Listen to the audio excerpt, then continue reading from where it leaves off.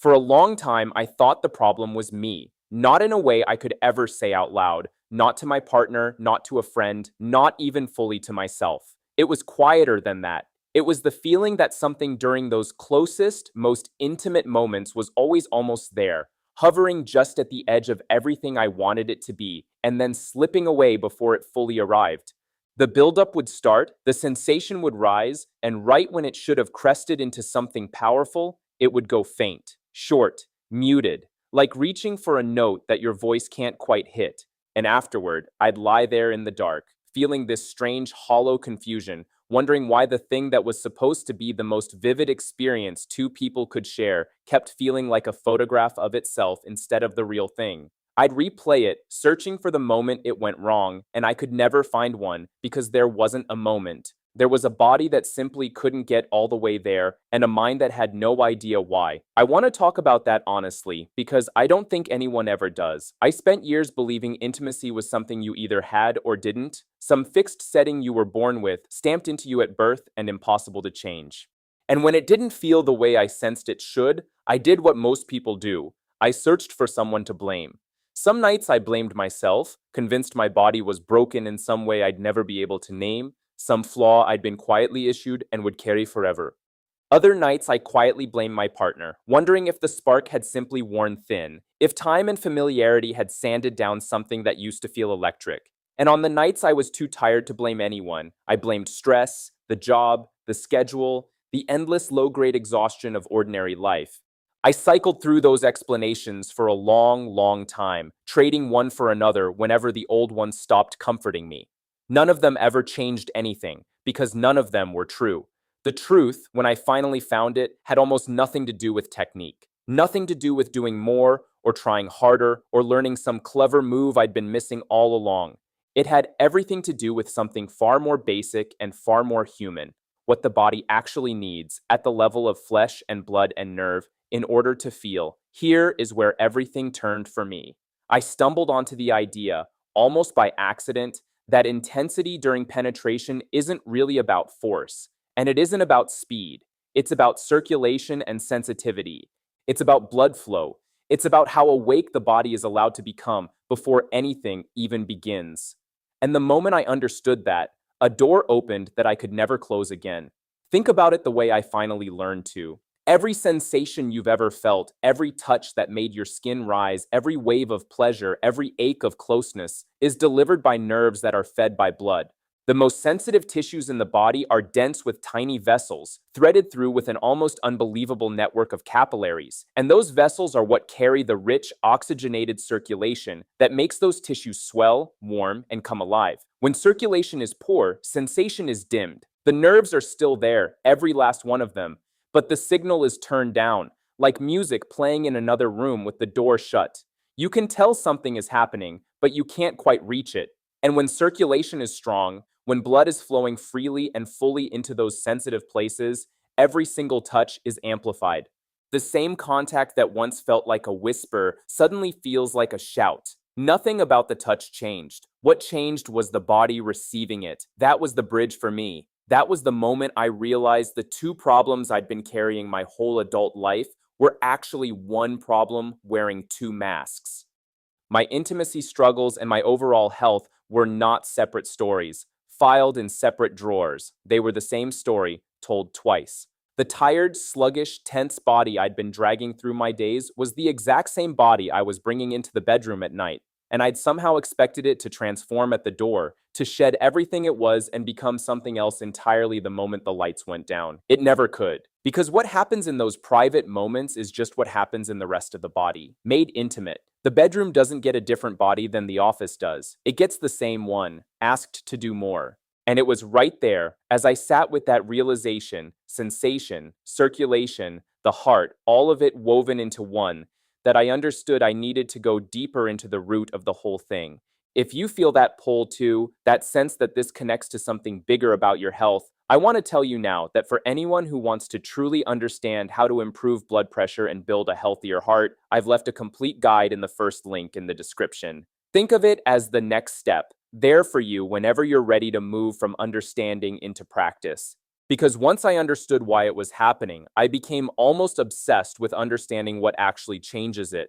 I read late into the night. I paid attention to my own body in a way I never had. And what I found was elegant and simple and hiding in plain sight the entire time. At the center of it all is a molecule with a name most people have never heard: nitric oxide. It sounds clinical, I know, like something from a chemistry class you slept through, but stay with me, because this is the quiet hero of the entire story. Nitric oxide is what your body produces to relax and widen your blood vessels, to tell them to open and let more through. When it's abundant, the vessels soften, they expand, they let more blood rush through to exactly the tissues that need it most in those intimate moments. When it's scarce, everything constricts, the channels narrow, and the flow that fuels sensation gets choked down to a trickle. Nitric oxide is, in the most literal sense, the difference between a body that's fully awake and a body that's only half present. And here is what struck me hardest. Your body's ability to make it isn't fixed. It rises and falls with how you live, what you eat, how you move. It is something you can influence, starting today.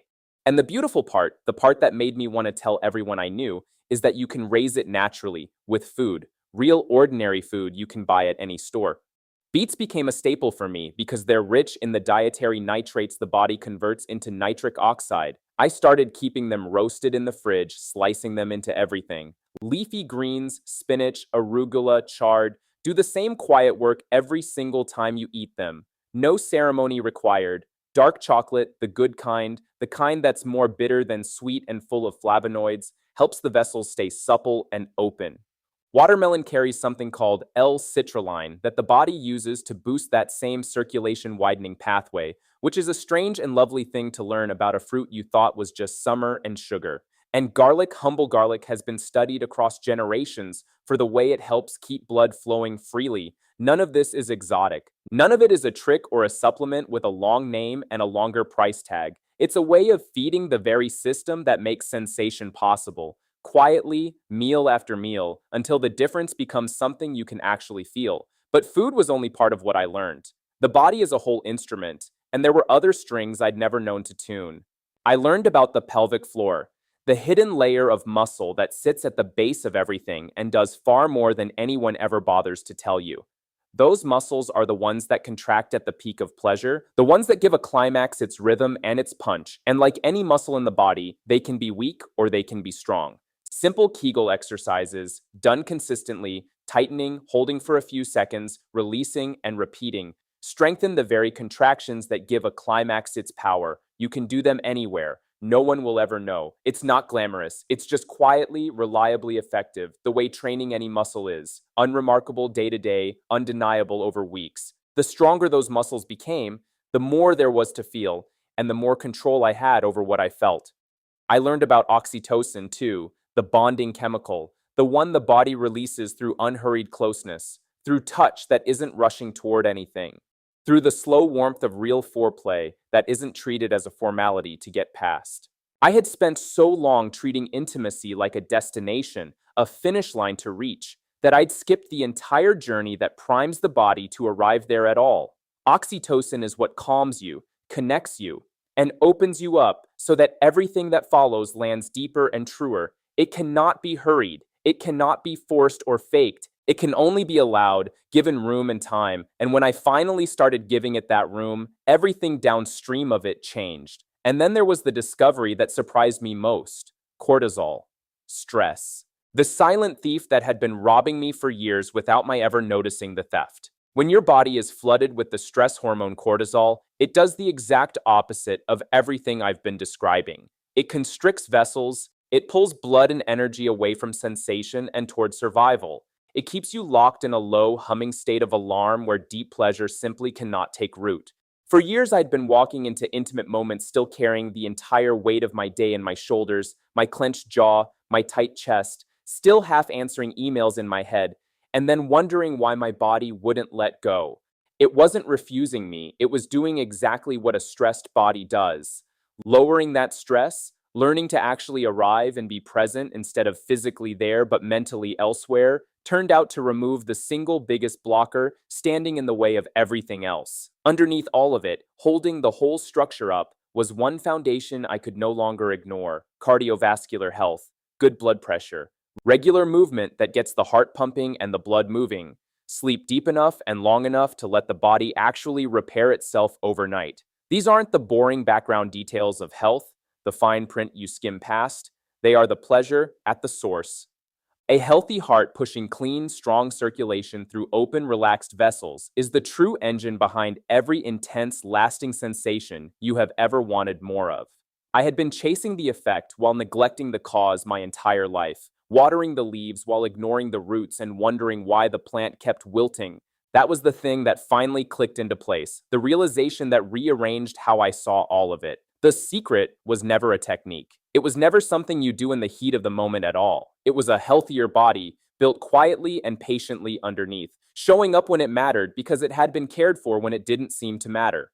Better intimacy, I finally understood, is really just better health, made intimate. And as all of those threads pulled together into that single truth, I want to remind you one more time, gently, the way I wish someone had reminded me back when I needed it most. The full guide on how to improve your blood pressure and build a healthier heart is waiting in that first link in the description. If any part of this has landed for you, that guide is there to take you from simply understanding it into actually living it, step by step. So here is the revelation the whole journey led me to, the answer to the question I'd been too afraid to ask for most of my life. What women secretly need more of during penetration is not more force and not more speed. It's a body with open, healthy circulation and a mind free of tension. It's blood flowing richly into sensitive tissue that's been given the time and the calm to truly wake up. And the way to intensify the climax, to make it fuller, longer, deeper than it's ever been, is to feed and train that body. Nitric oxide-rich foods that open the vessels, a strong pelvic floor that powers the contractions, lowered stress that unlocks the arousal, unhurried closeness that lets oxytocin do its slow work, and a genuinely healthy heart holding all of it together. Not one trick, a whole body cared for. It was never about doing more. That's what I keep coming back to again and again.